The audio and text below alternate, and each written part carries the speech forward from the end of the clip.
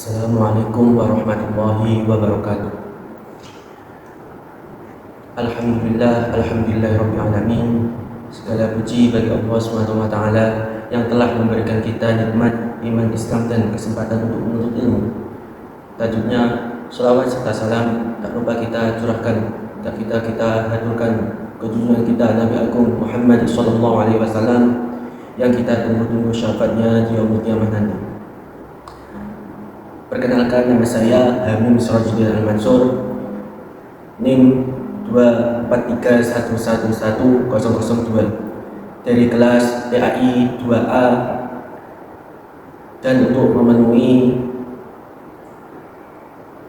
tugas usul fikih yang diampu oleh Bapak Khalis Firmansyah SHI MSD.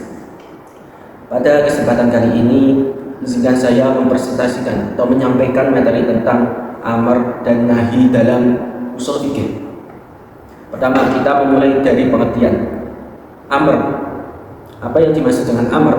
Amar adalah perintah untuk melakukan sesuatu perbuatan, biasanya berbentuk fi'il amar atau kata kerja perintah dalam bahasa Arab. Dan di dalam amar itu yang menyampaikan, yang memberikan, memerintahkan yaitu orang yang lebih tinggi kepada orang yang lebih rendah. Dan selanjutnya itu nahi. Nahi adalah larangan untuk meninggalkan sesuatu dengan perbuatan, biasanya memakai kata la sebagaimana tanda larangan. Jadi larangan ada, nahi adalah sebuah tanda atau sebuah konsep untuk meninggalkan sesuatu perbuatan, dan biasanya ditandai dengan dalam bahasa Arab dengan kata la. Kedua, ada pun ciri-ciri amar dan nahi. Yang pertama yaitu amar. Amar ditandai dengan tuntutan untuk melakukan perbuatan menggunakan kata perintah dan hukum asalnya wajib. Jadi di dalam amar itu kita ciri-cirinya dengan tuntutan untuk melakukan perbuatan seperti menggunakan kata perintah, dan di dalam amar itu mengandung hukum yang asalnya wajib. Tapi karena ada sesuatu hal bisa berubah amar itu menjadi hukum yang sunnah atau yang lainnya.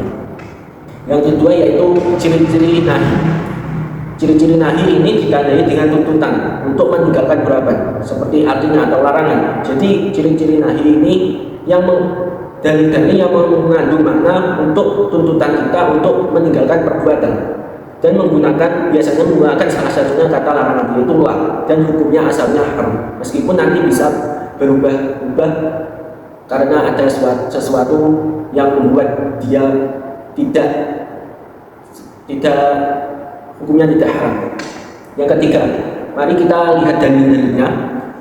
Seperti dalil, misalnya dalil amr, kita menggunakan contoh amr dulu. Misalnya firman Allah SWT, wa aqimus sholah wa atuz zakat, di dalam surat Al-Baqarah ayat 43. Di sini sudah tercantum yaitu dirikanlah sholat dan tunaikanlah zakat. Wa aqimus sholah, di situ ada kata fi'il amrnya, dirikanlah sholat dan tunaikanlah zakat. Maka di dalam dalil tersebut mengandung makna kita sebagai orang mukmin diwajibkan untuk mendirikan sholat dan menunaikan zakat. Yang kedua yaitu misalnya dalil nahi, contoh, dan janganlah kamu mendekati zina, sesungguhnya zina itu adalah sesuatu perbuatan yang kecil. Wala taqrabuz zina, dan janganlah kamu mendekati zina. Di situ ada kata la, wala. Jadi di dalam tersebut mengandung makna bahwa larangan untuk mendekati zina. Mendekati saja tidak boleh, apalagi melakukan. Maka dari itu di situ ciri-ciri secara lafzinya, secara terlihatnya di situ terdapat makna, terdapat kata la yang mengandung makna larangan. Wala, jadi didekati kata la, wala taqrabuz zina. Dan janganlah kamu mendekati zina, di dalam surat Al-Isra ayat 32. Yang selanjutnya, contoh praktis dalam kehidupan sehari-hari. Contoh dalam amr, perintah melaksanakan sholat lima waktu, membayar zakat, berbuat baik kepada orang tua, berbuat baik kepada guru, dan itu adalah ciri-ciri yang kita bisa ambil untuk bahwa itu menjadi perintah kita sebagai seorang mukmin. Kalau setelah nahi seperti larangan kita mencuri, tadi seperti larangan mendekati zina, larangan berdusta, larangan berbuat riba. Akhirnya, untuk memahami amr dan nahi ini dalam ushul fikih adalah kunci mengamalkan ajaran Islam,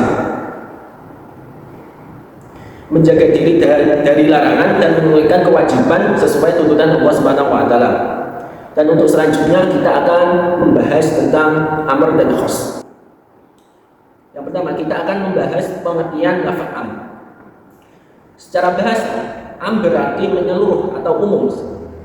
Sedangkan menurut istilahnya, am adalah lafaz yang mencakup banyak hal atau satuan dalam satu pengertian yang umum.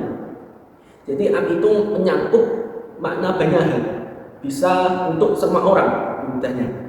Dan menurut adib soleh, am adalah lafaz yang mengungkapkan makna umum sesuai makna dasar lafaz itu. Contoh fa'am, man, kata man, dari kata man dalam Al-Quran Al-Baqarah ayat 245, man dzalladzi yuqridullaha qardan hasanan, siapa yang mau memberi pinjaman kepada Allah. Terus contoh kedua yaitu justru ada lafaz man, siapa, tentu saja ini masih bersifat umum sekali. Siapa, apakah guru ataukah murid ataukah pencuri ataukah siapa, ini masih bersifat umum. Itu ada tanda secara lafzi, secara terlihat yaitu kata man. Yang kedua ma, atau yang kalau dalam bahasa berarti apa. Kalau dalam bahasa Arab ma, kalau dalam bahasa Sunda berarti apa. Dalam Quran surat Al-Mudaththir ayat 42, masalakum fi saqor, apa yang memasukkan kalian ke dalam saqor atau neraka. Jadi di dalam surat ini sudah terlihat bahwa ini adalah lafaz am, lafaz yang umum, karena ada lafaz ma, kata ma yang berarti apa. Tentunya ini masih sangat umum sekali, apa yang memasukkan ke dalam sakor atau neraka. Kalau itu sudah lafaz umum, pasti ada disebutkan apa yang masuk ke dalam apa yang menyebabkan kalian masuk ke neraka sakor. Untuk selanjutnya yaitu indikasi lafaz am, itu ada dua pendapat. Dan menurut pendapat jumhur ulama mengatakan lafaz am biasanya mengalami pengelancaran dan dalil lain. Jadi di dalam lafaz am itu akan memunculkan dalil-dalil yang lain untuk menjelaskan lafaz am tersebut. Tapi menurut mazhab Hanafi menyatakan lafaz am tetap berlaku umum kecuali ada dalil eksplisit yang membatasinya. Jadi di dalam lafaz am itu tetap berlaku umum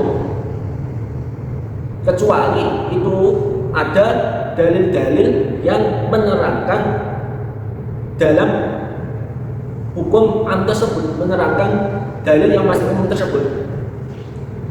Yang kedua yaitu kita akan membahas khos. Secara bahas, khos ini adalah berarti khusus atau berarti sesuatu yang khusus atau terbatas. Lafaz khos ini menunjukkan pada makna tertentu. Misalnya nama seseorang atau sekelompok orang dengan jumlah terbatas, atau sesuatu yang menunjukkan sesuatu yang terbatas. Contohnya mudahnya kayak tadi, siapa apa yang menyebabkan kamu masuk neraka sakor. Tentunya itu ada penyebabnya, ada sesuatu hal yang kamu harus kamu akan masuk neraka sakor. Dan secara istilah lafaz khas ini adalah lafaz yang maknanya spesifik sejak awal. Jadi lafaz ini sudah mempunyai makna yang khusus, tidak seperti tadi yang masih umum, yang global. Dan pembatasan makna berdasarkan aturan bahasa. Yang kedua itu hukum lafaz khas, wajib diamalkan sesuai dengan makna asal dan tidak perlu ditakwil kecuali jika ada dalil lain. Jadi hukum dari lafaz khas itu wajib diamalkan sesuai makna asal, tidak perlu ditakwil atau tidak perlu diverifikasi kembali. Tapi kecuali jika ada dalil lain. Jika ada dalil lain, maka makna khas tersebut bisa diperluas atau dipersempit. Perbedaan pendapat dari akibat adanya kekhatian lafaz khas. Walaupun lafaz khas maknanya jelas, tapi namun dalam praktiknya tetap ada perbedaan pandangan ulama. Contohnya, perbedaan agama dalam hukum waris. Muslim dan non-muslim tidak bisa saling mewarisi, tapi melalui hibah atau wasiat. Jadi orang yang muslim apabila dia memiliki orang yang muslim tadi memilih dan dia memiliki keturunan tapi keturunan tersebut non muslim, maka itu tidak dapat memiliki hak waris, tetapi bisa diberi kalau ada melalui hibah atau wasiat. Jadi sebelum orang itu meninggal tapi keturunannya itu non muslim, jadi diwasiatkan atau dihibahkan bahwa harta itu diperuntukkan untuk keturunannya yang non muslim tadi. Contoh berikutnya, interpretasi potong bagi pencuri. Dalam Al-Maidah ayat 38 ada syarat-syarat tertentu dalam penerapan tidak semua pencurian dipotong tangan. Jadi sesuatu yang masih bersifat umum, contohnya tadi mesti ada syarat-syarat tertentu agar hukuman tersebut sesuai dengan syarat-syaratnya. Selanjutnya itu macam-macam lafadz khos mutlak atau umum tanpa batasan. Contohnya tentang pembebasan budak. Terus yang selanjutnya yaitu lafadz khos muqayyad, umum tetapi dibatasi syarat tertentu. Contohnya tentang membebaskan budak yang beriman. Yang selanjutnya itu lafadz khos dalam bentuk amar atau perintah. Contohnya perintah potong tangan bagi pencuri tadi. Yang selanjutnya itu lafadz khos dalam bentuk nahi. Contohnya Al-Baqarah ayat 221 yaitu larangan menikah wanita syirik. Jadi am dan khos ini sangat penting sekali. Dalam usul fikih, am berarti makna yang mencakup untuk semuanya atau bermakna umum, sedangkan khos menunjukkan makna tertentu atau khusus.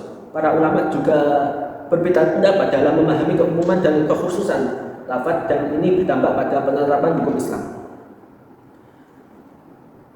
Maka dari itu sedikit penjelasan dari am dan khos dalam usul fikih, makna yang mengandung makna umum dan dalil makna yang mengandung makna khusus. Untuk selanjutnya kita akan membahas nasakh dan mansukh. Selanjutnya kita membahas tentang pengertian dari nasakh dan mansukh. Nasakh adalah menghapus atau mengganti hukum yang terdahulu, menghapus atau menghapus hukum yang lama. Sedangkan mansukh, hukum yang lama dihapus oleh hukum yang baru. Jadi hukum mansukh itu hukum yang baru, kalau nasakh itu hukum yang lama diganti dengan mansukh, hukum yang baru. Contoh umum, larangan minuman keras terjadi bertahap mulai dari peringatan hingga larangan secara total. Jadi hukum meminum air keras itu, minuman keras itu awalnya masih halal, terjadi bertahap. Karena sekiranya zaman, sekiranya keadaan mulai dari peringatan bukannya halal. Jadi mulai dari peringatan menggunakan khamr sampai khamr itu diharamkan. Selanjutnya kita akan membahas tentang rukun nasakh. Rukunnya yang pertama yaitu hukum yang dihapus atau ada hukum yang dihapus, yaitu mansukhnya. Yang kedua, hukum penggantinya atau nasakhnya. Yang ketiga yaitu terdapat urutan waktu antara keduanya. Yang keempat, tidak mungkin dilakukan kompromi atau hukum lama dan hukum baru. Jadi salah satunya harus ada yang dihapus.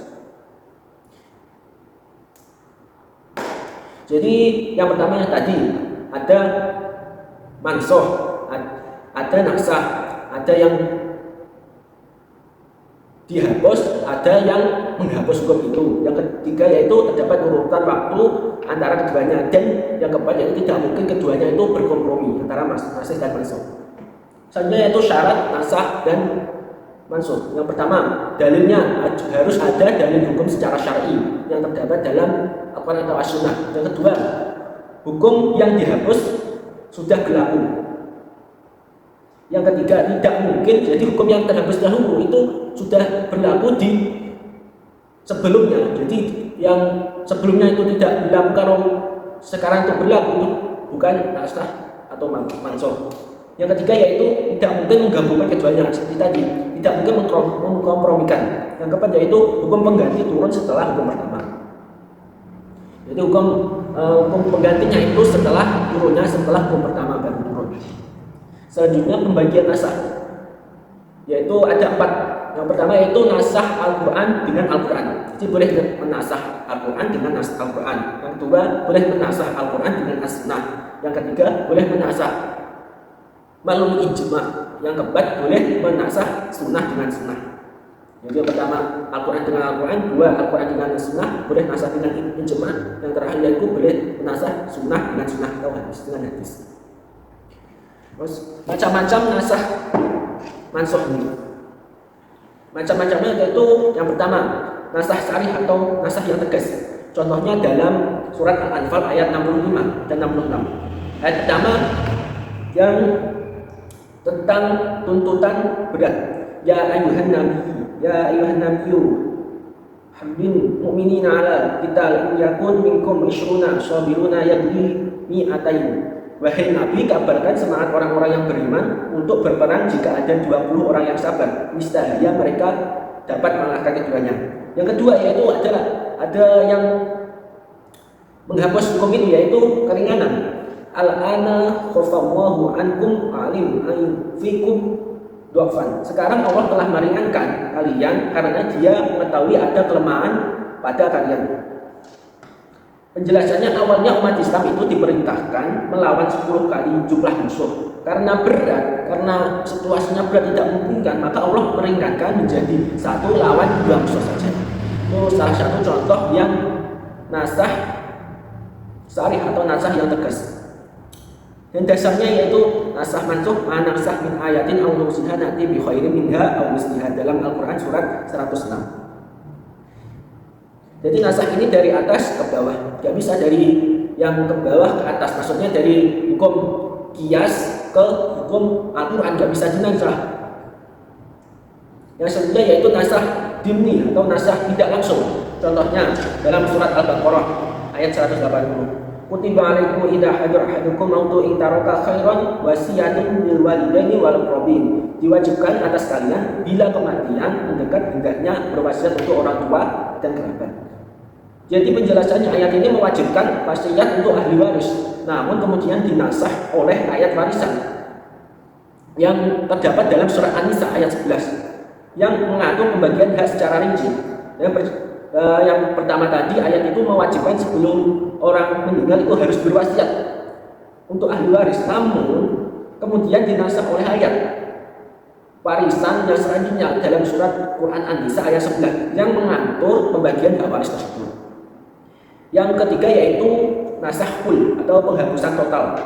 Contohnya dalam surat Al-Baqarah ayat 240 dan Al-Baqarah ayat 234. Ayat pertama, walladzina yatawaffawna minkum wa yadaruna azwajan wasiyatan li azwajihim mata'an ila haul. Orang-orang yang meninggal dunia dan meninggalkan istrinya hendaknya membuat wasiat untuk istri mereka selama 1 tahun. Masa iddahnya jadi 1 tahun. Yang kedua, masa iddah 4 bulan dan 10 hari. 4 bulan 10 hari.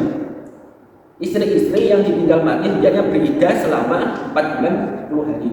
Penjelasannya, hukum iddah yang awalnya 1 tahun maka diubah menjadi 4 bulan 10 hari. Jadi yang dihapus yaitu yang pertama tadi ayat 240, yang dalil barunya yaitu Al-Quran Al-Baqarah ayat 234. Yang terakhir, yang keempat yaitu nasah juz'i, penghapusan sebagian. Contoh Quran surat An-Nur ayat 4 dan Quran surat An-Nur ayat 6. Ayat pertama, tuduhan untuk zina umum. Walladzina yarmunal muhsanati tsumma lam ya'tu bi arba'ati syuhada'a fajliduhum tamani jaldan. Orang-orang yang menuduh wanita baik-baik berzina dan tidak mendatangkan saksi, deralah mereka 80 kali. Yang pertama yaitu mendera 80 kali. Selanjutnya ayat kedua muncul, walladzina ya'muna azwajahum wa la yakunahum syahadatu illa anfusuhum. Dan orang-orang yang menuduh istrinya padahal tidak ada saksi selain dirinya. Penjelasannya, tuduhan zina oleh suami terhadap istrinya tidak perlu 4 saksi, cukup sumpah 4 kali sehingga terjadi pengecualian atau juz'i.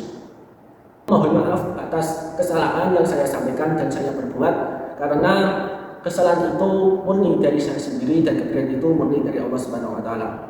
Bila taufiq wal hidayah. Wassalamualaikum warahmatullahi wabarakatuh.